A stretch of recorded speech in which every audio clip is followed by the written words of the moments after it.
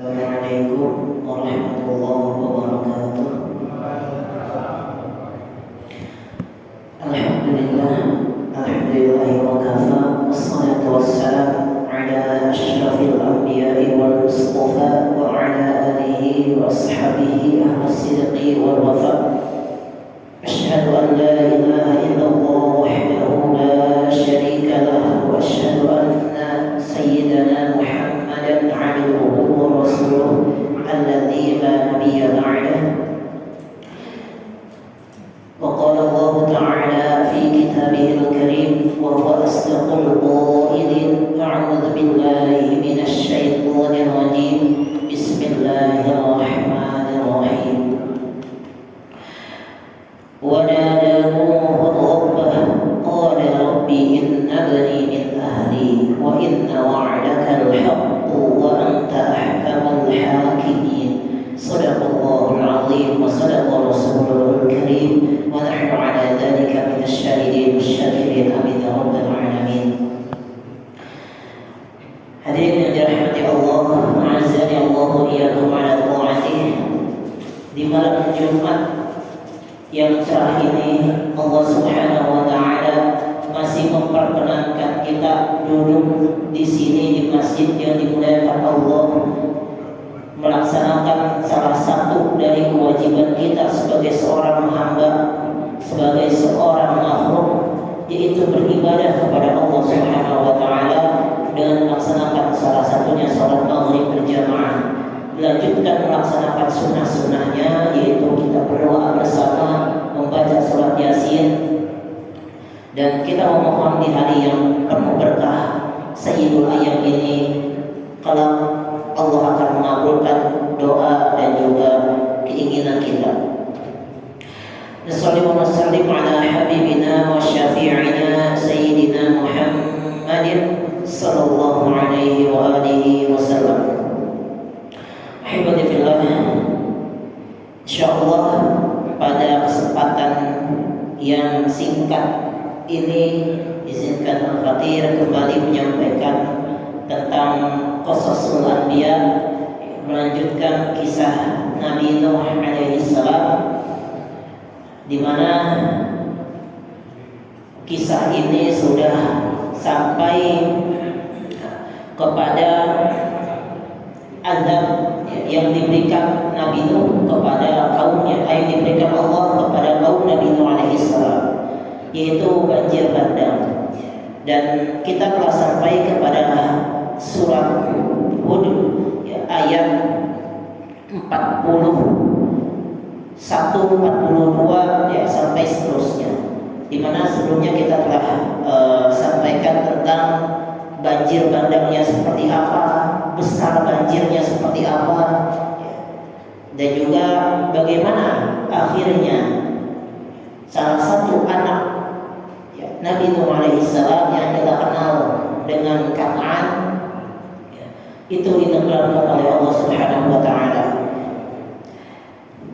Maka di dalam ayat 42 Allah menyebutkan wa hiya tajri bihim fi mawjin kaljibal wa nada Nuh ibnahu, dan Nabi Nuh alaihi salam memanggil anaknya. Dan ini sudah kita ceritakan kata-katanya dengan kata yang lembut, fi kana fi ma'zilin, dan anaknya sedang berada di tempat yang terpencil. Ya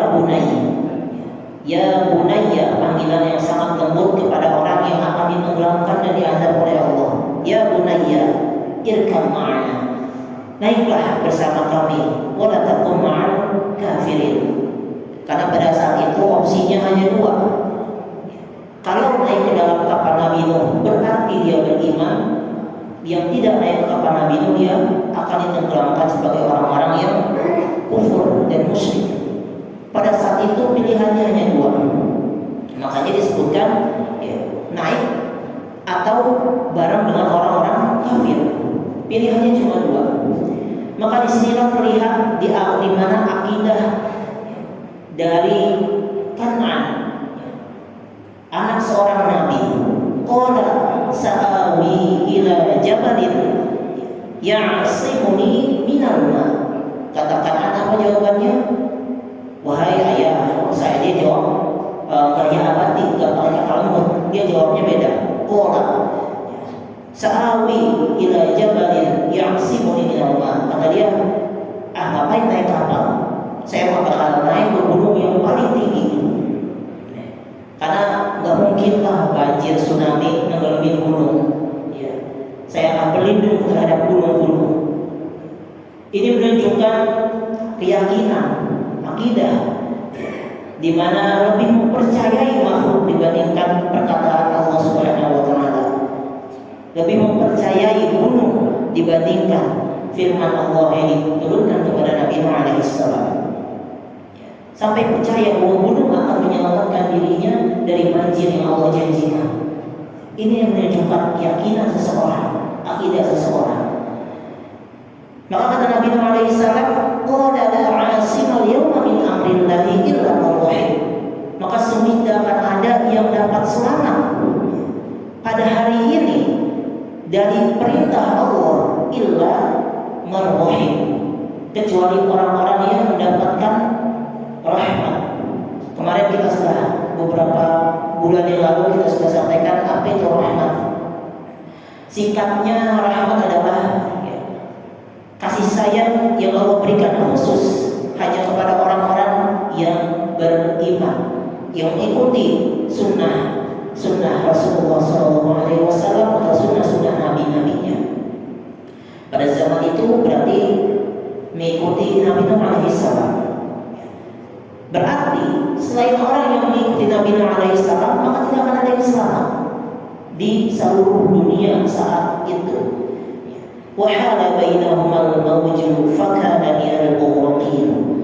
Maka terpisahlah antara Nabi Nuh dengan Kan'an. Fakana minal mughraqin. Maka Kan'an termasuk dalam orang-orang yang ditenggelamkan. Berarti Kan'an termasuk golongan orang-orang yang kafir kepada Nabi Nuh dan kepada Allah Subhanahu wa taala. Maka di ayat selanjutnya Allah lanjutkan, wa qila ya ardu bil'i ma'aki wa ya sama'u aqli'i wa ghidul ma' wa qudiya al-amr wastawat 'ala judihi wa qila tu'lam lil qawmi dhalimin. Maka kata Allah, wahai bumi, ibla'i ma'aki, telan airmu, wa ya sama aqli'i, ya, dan langit berhenti hujannya, wa qudiyal amr, dan perintah Allah pun telah selesai, telah ditepati, wastawat 'ala judihi wa qila bu'dan lil qawmi dhalimin. Maka berlabuhlah kapal tersebut ya di atas gunung Judi. Bukan judi ramai-ramai ya, judi. Waqila lil bu'dan lil qawmi dhalimin. Maka Allah firmankan, celakalah orang-orang yang berbuat zalim. Setelah ditenggelamkan semua makhluk, bukan manusia saja, makhluk oleh Allah Subhanahu wa taala kecuali yang berada di kapal Nabi Nuh alaihi salam, ya, maka Allah firmankan untuk bumi dan juga langit berhenti mengeluarkan air. Akhirnya berhenti banjir bandang tersebut dan berlabuhlah kapal Nabi Nuh di atas gunung Judi. Ya, itu kalau sekarang kan ada di Turki ya, seperti itu kata penelitiannya. Di ayat selanjutnya itulah yang harus kita bahas hari ini, yang harus kita pointing hari ini. Wa nada Nuhur Rabbah, dan Nabi Nuh alaihi salam berdoa kepada Rabbnya. Faqala Rabbi, maka Nabi Nuh berdoa, Rabbi, Rabbku, innabni min ahli. Wahai Rabbku, sesungguhnya anakku itu keluargaku. Wa inna wa'daka al-haq, dan sesungguhnya janjimu itu hak, pasti terjadi. Wa anta ahkamul hakimin. Hibati fillah rahimakumullah. Di sini Allah Subhanahu wa taala ingin pesankan kepada kita melalui contoh dan kisah Nabi Nuh alaihi salam, di mana Nabi Nuh alaihi salam di sini merasa bahwa keturunan Nabi, ya, keturunannya Kan'an, ya. Selama dia keturunan, maka dia akan diselamatkan oleh Allah. Makanya di sini Nabi Nuh disebutkan, inna bani min ahli, anakku itu keluargaku, dan saya tahu janji Allah itu akan menyelamatkan para rasul dan keluarganya. Tapi kata Allah apa? Di dalam ayat selanjutnya, qala ya Nuh, wahai Nuh, innahu laisa min ahlik, sesungguhnya anakmu Kan'an itu bukan termasuk keluargamu. Innahu amalun ghairu shalih, fala tas'alni ma laysa laka bihi ilm, inni a'idzuka an takuna minal jahilin. Dari dua ayat ini secara singkat Allah ingin gambarkan, memberikan penjelasan kepada kita semua bahwa di dalam agama Islam ikatan kekeluargaan itu tidak hanya diikat melalui keturunan atau ikatan darah, ikatan kekeluargaan, keturunan, keponakan dan lain sebagainya. Tidak. Dalam Islam, ikatan yang lebih kuat adalah ikatan amal soleh atau ikatan dalam kesatuan akidah.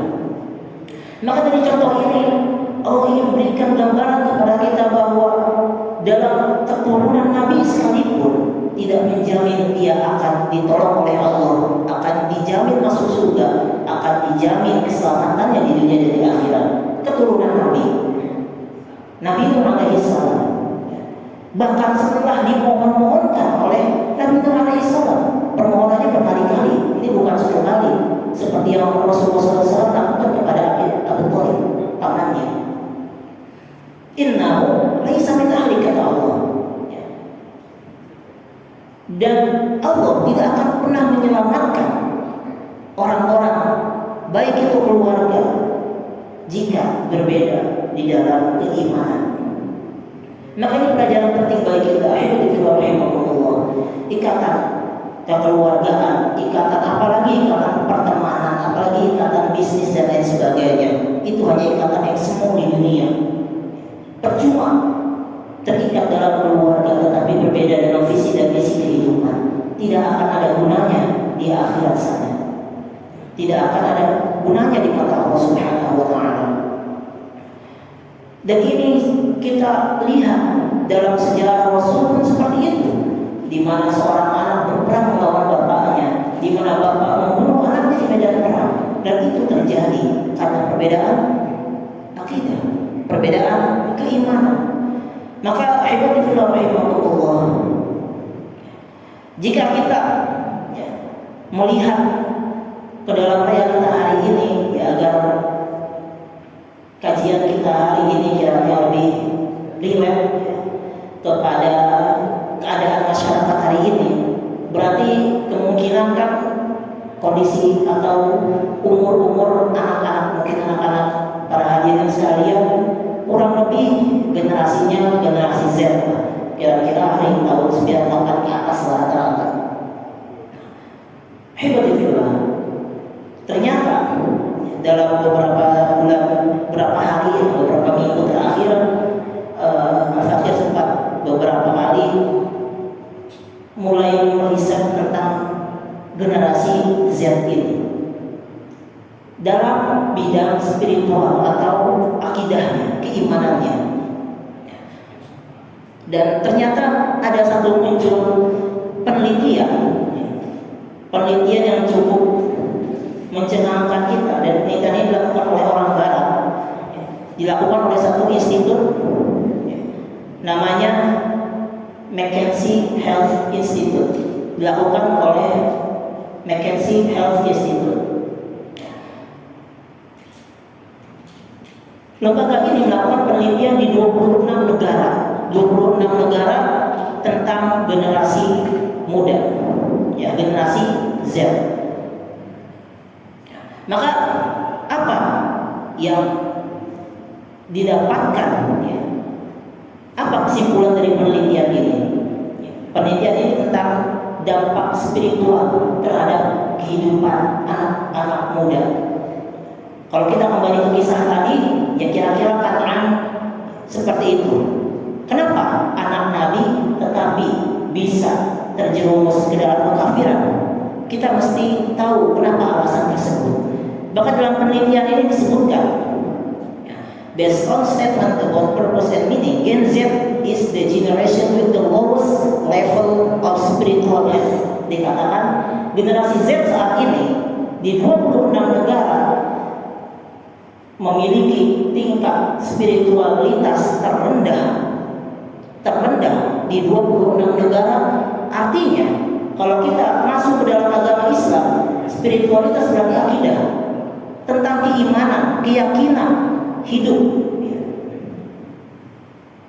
bukan tentang cara ibadah, bukan, tapi memiliki keyakinan untuk hidup, berjuang demi agamanya. Itu nilainya terendah. Yang kita lihat saat ini anak-anak, keren ya, bisa lihat kajian di YouTube. Ternyata itu semua tidak berdampak kepada anak-anak generasi hari ini. Tingkat keyakinannya terhadap agamanya itu paling rendah dibanding generasi-generasi sebelumnya yang tidak memiliki informasi lebih banyak daripada anak-anak sekarang. Ahibati fillah rahimakumullah. Kenapa bisa terjadi? Lalu apa yang dimaksud dengan spiritual health? Spiritual health ini lebih jauh dibandingkan hanya sekedar dalam tanda kutip agama. Anak generasi sekarang mungkin lebih paham tentang ilmu agama dibandingkan orang-orang tuanya, karena dia bisa mengakses informasi lebih hebat. Tetapi apa yang menyebabkan spiritual health-nya atau keimanannya, akidahnya justru lebih rendah, bahkan keyakinannya terhadap Allah justru lebih rendah daripada orang tuanya? Karena yang dia dapatkan hanya sebatas informasi, bukan penanaman keyakinan, tujuan hidup untuk beribadah, untuk memperjuangkan agama Islam. Tidak ada penanaman karakter, tidak ada penanaman kualitas kehidupan ke dalam generasi muda hari ini. Ahibati fillah, a'azzani Allah wa iyyakum 'ala ta'atihi. Kenapa kita sampaikan pada kesempatan hari ini tentang penelitian ini? Karena ini sangat berhubungan dengan proses kisah yang kita sampaikan hari ini tentang bagaimana ternyata anak Nabi tidak bisa menjamin keselamatan. Nabi tidak bisa menjamin keselamatan anaknya sendiri. Kenapa? Karena lingkungan saat itu, lingkungan pada masa Nabi yang sudah kita sampaikan, di sanalah awal mula penyimpangan, awal mula kemusyrikan muncul, awal mula penyimpangan-penyimpangan yang besar terjadi terhadap agama Allah. Artinya lingkungan sekitarnya pada saat itu adalah orang-orang yang kufur terhadap Allah. Dan berarti anak Nabi Nuh ini Kan'an terbawa arus oleh lingkungan yang kufur terhadap Allah dan menolak ajaran Nabi Nuh alaihissalam beserta istrinya. Maka pada kita hari ini, konteks kita hari ini, anak-anak muda itu digempur oleh lingkungan yang justru pada hakikatnya merusak. Dengan lingkungan informasi yang serba cepat, ini akan mempengaruhi mentalitas dan karakter daripada seseorang. Dan inilah yang justru menyebabkan rendahnya keyakinan yang dimiliki oleh generasi hari ini, rendahnya keimanan, karakter, daya juang seseorang muslim hilang daripada generasi hari ini karena lingkungan sosial dalam tanda kutip media massa melalui internet menjadi pemicu utama yang menyebabkan rendahnya keimanan generasi hari ini. Ahibati fillah, a'azzani Allah wa iyyakum 'ala ta'atihi. Maka apa sih yang harus kita lakukan pada hari ini sebagai orang tua untuk mencegah? Tidak bisa mungkin kita mencegah, membatasi ya, agar informasi yang masuk terhadap anak-anak, agar terbangunnya karakter, ya, kualitas, bukan hanya sekedar informasi, tapi membangun karakter terhadap seseorang anak Gen Z itu bisa menjadi nyata, mempunyai tujuan hidup yang jelas, apa yang dia inginkan, karakter seorang muslim jelas. Kalau kita bandingkan dengan masa Rasulullah SAW yang namanya Mus'ab bin Umair, nggak ada istilahnya healing, nggak ada mental health, itu nggak ada, karena punya tujuan hidup yang jelas. Tujuan hidup yang jelas, apa yang dia inginkan hidup di dunia ini. Maka yang bisa kita lakukan hari ini adalah membatasi akses informasi yang justru bukan menambah keyakinan, justru menambah keraguan di antara anak-anak muda hari ini. Kenapa? Karena bentuk pola pikirnya, bentuk keyakinannya, filter dirinya itu belum terbentuk. Itulah yang menjadi permasalahan dan problematika hari ini. Dan semoga himbauan ataupun share kita hari ini bisa bermanfaat kiranya untuk diri pribadi dan juga untuk yang hadir dan mungkin untuk yang mendengarkan di rumah, untuk mewaspadai generasi kita. Jangan sampai kita bangga karena haji, karena profesor, karena ulama dan lain sebagainya, karena keturunan Habib dan lain sebagainya, karena itu tidak menjamin keselamatan kita di mata Allah. Tapi yang menjamin adalah amal soleh dan keimanan kepada Allah Subhanahu wa Ta'ala. Keturunan tidak memiliki nilai tambah kecuali ada kesamaan visi dan misi, ada kesamaan amalan perbuatan soleh yang dilakukan.